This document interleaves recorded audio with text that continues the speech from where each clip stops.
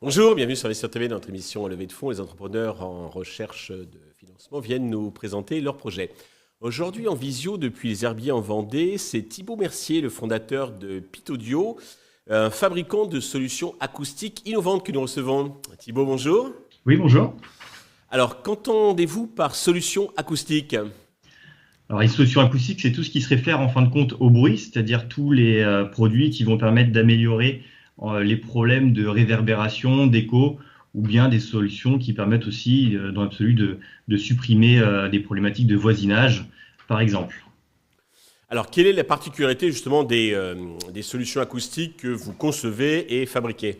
Alors nous, on se destine seulement aux projets, on va dire, d'amélioration du confort, notamment pour tout ce qui va être bureau, open space en général.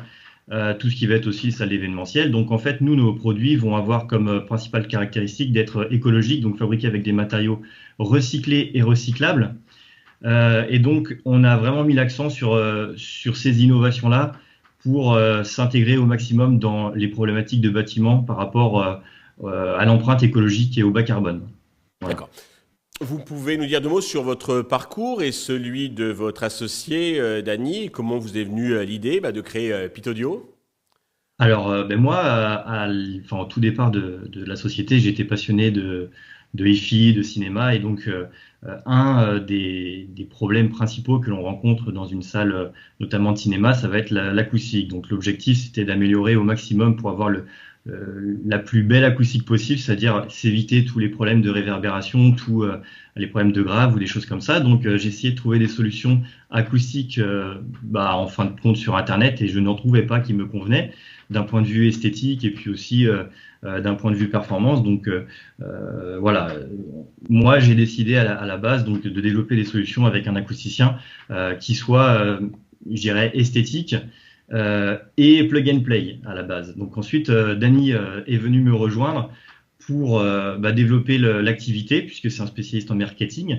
Donc moi, je m'occupe de la partie technique et commerciale, j'accompagne le client, et Dany, finalement, s'occupe de toute la partie communication, référencement et aussi administrative. Vous êtes complémentaires, c'est bien. Alors, pouvez-vous nous expliquer comment vous fabriquez, comment vous distribuez, commercialisez donc vos produits ?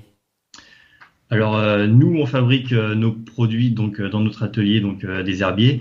Donc, on les fabrique de manière artisanale et en début, on va dire, un petit peu de manière industrielle, en tout cas de plus en plus avec des machines qui permettent d'augmenter les cadences.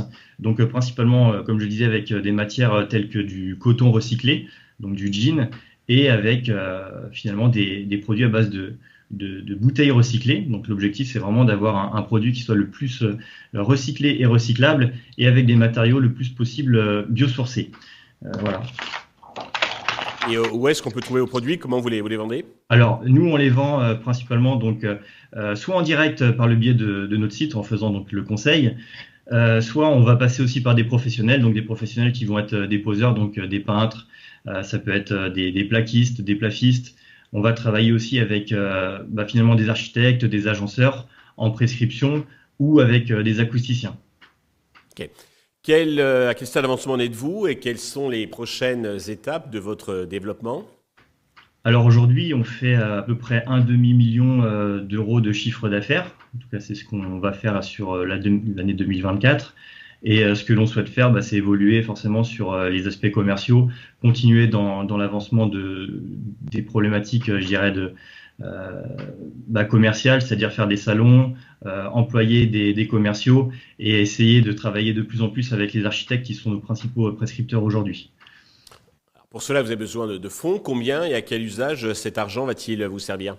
Alors aujourd'hui, nous, ce comptable, c'est à peu près 200 000 euros d'investissement pour pouvoir continuer la R&D, puisqu'on est en train de développer des matériaux propriétaires, donc qui seront vraiment fabriqués pour nous exclusivement, à partir donc encore une fois de coton et de bouteilles recyclées. Donc continuer dans le développement de ces solutions, développer aussi les fiches techniques, les FDES, les fiches on va dire normatives à partir nous, comme on est sur un marché qui est assez normé, donc notamment par rapport aux problématiques de feu, il faut qu'on évolue là-dessus, donc qu'on obtienne les certifications.